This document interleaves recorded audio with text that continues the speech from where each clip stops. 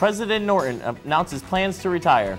Find out where she's headed and the changes that have taken place since her presidency. Banner Web is out and a new email system for the school is in. What this means for students at Southern. And student government elections are coming up again. Find out where to pick up an application and how to get involved on campus. You're tuned in to SCSU TV. 14. You're watching SoCo 14. You're watching SoCo 14. It's your only source for campus news and events.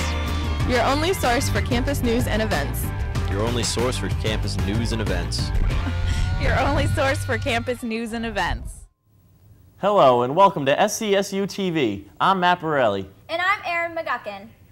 President Norton announced on February 25th that she will retire from Southern Connecticut State University on May 31st. She has requested that the Connecticut State University Board of Trustees approve an administrative sabbatical starting on June 1st. Full-time enrollment has reached record levels since Norton's tenure began in 2004.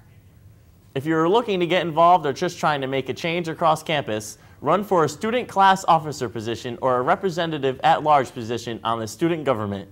If you are an undergraduate student, you can pick up an information packet at the Adante Student Center in room 212 or at the website southernct.edu/Office of Student Life. All forms are due into the Adante Student Center room 212 by March 18th at 4 o'clock. Online elections will be held April 12th through 16th.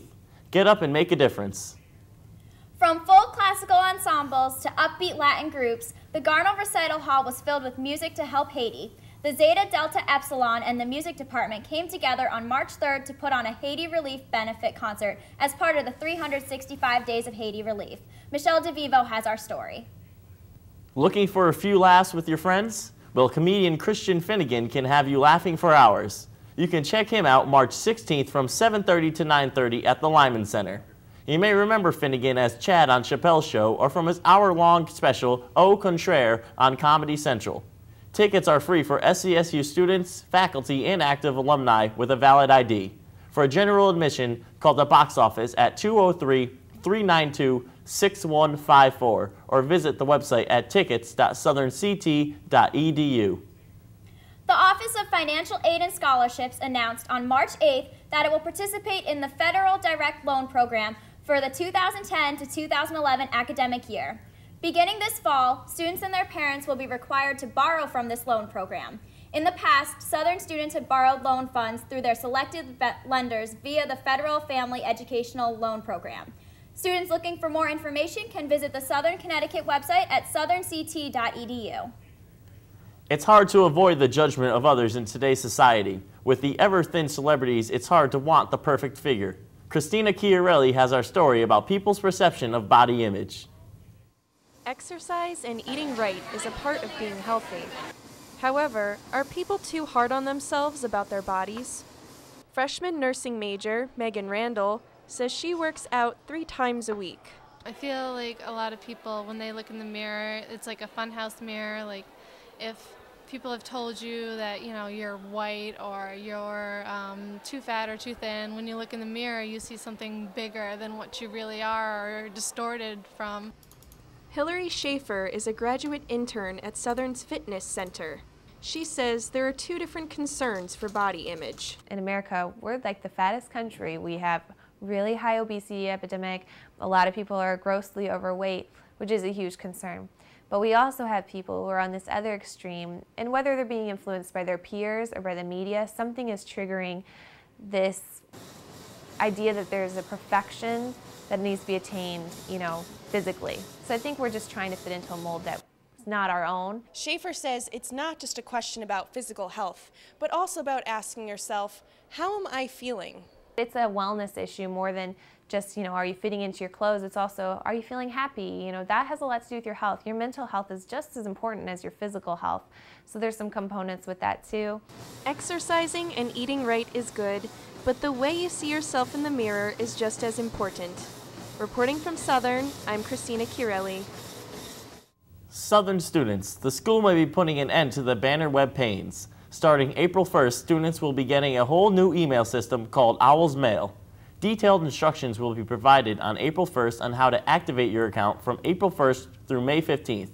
The new system has 10 gigabytes of mail storage, built-in spam filter, and has mobile access.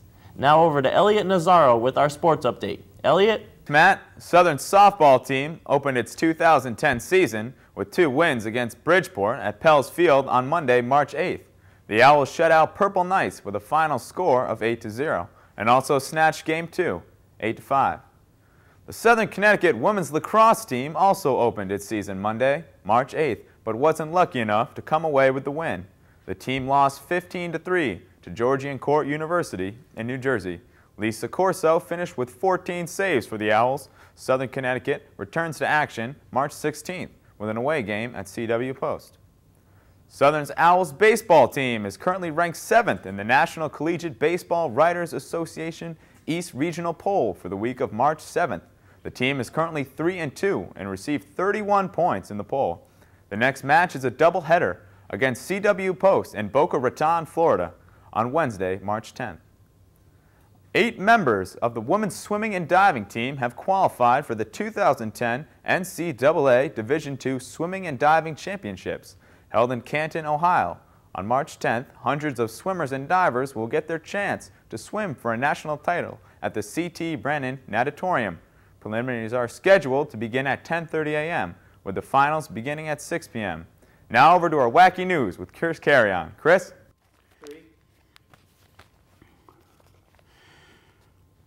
Oh, hi. Thanks, Elliot. My name is Chris Carrion, and this is your Wacky News. Shane Williams Allen, 19 years old, was arrested in Florida in January and charged with burglarizing an unmarked police car.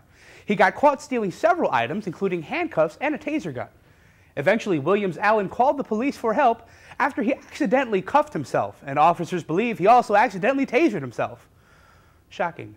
Here's the case of overconnecting the dots. At age 8, Mike Hicks is a frequent air traveler with his mother.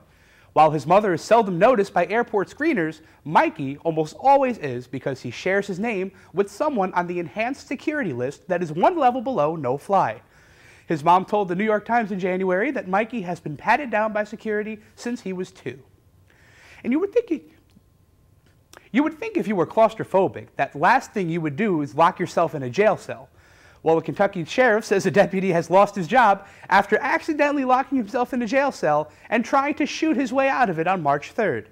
Sheriff Ralph Curry says the former deputy has claustrophobia and has agreed to pay for the damage he did to the cell in the $12.4 million County Judicial Center. My name is Chris Carrion. This has been your Wacky News. Now back to the news desk. Aaron and Matt. Thanks for watching SCSU TV. I'm Aaron McGuckin. And I'm Matt Borelli. Join us next time.